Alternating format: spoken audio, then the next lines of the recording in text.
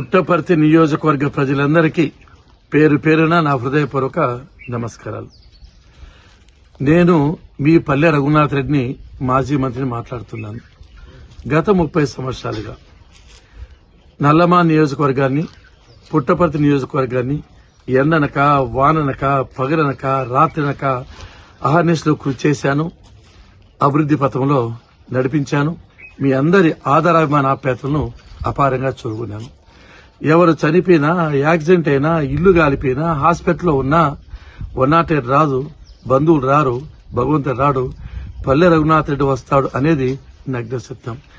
ఈ విధంగా మీ అందరి హృదయాల్లోనూ చిరస్థాయిగా ఓ స్థానాన్ని సంపాదించుకోవడం నా అదృష్టం.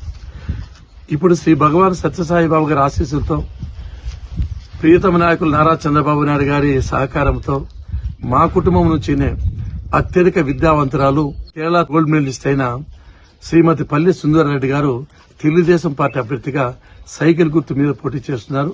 మీరందరూ ఒకే మాట మీద, ఒకే బాట మీద, ఒకే తాట మీద నిలిచి సైకిల్ గుర్తుకే ఓట్లు వేయించి మన సుందరరెడ్డి గారిని గెలిపించాలని మిమ్మల్ని హృదయపూర్వకంగా కోరుకుంటున్నాను.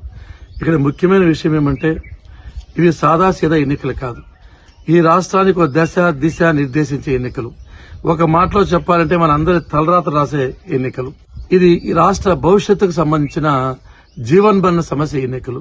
ఈ ఎన్నికల్లో మీరంతా ఒకే మాట మీద, ఒకే బాట మీద, ఒకే ఆలోచనతో, ఒకే అభిప్రాయంతో వర్గాలు, కులాలు అన్ని పక్కన పెట్టి తెలుగుదేశం పార్టీని గెలిపించాలి.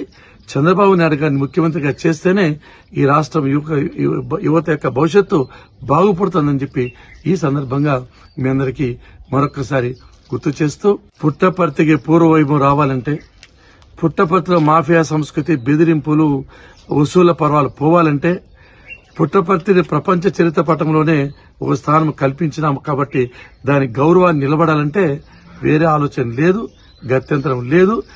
ఒక శ్రీమతి పల్లె సుందరరెడ్డి గారు తెలుగుదేశం పార్టీలో గెలిస్తేనే ఇవన్నీ సాధ్యమవుతాయి.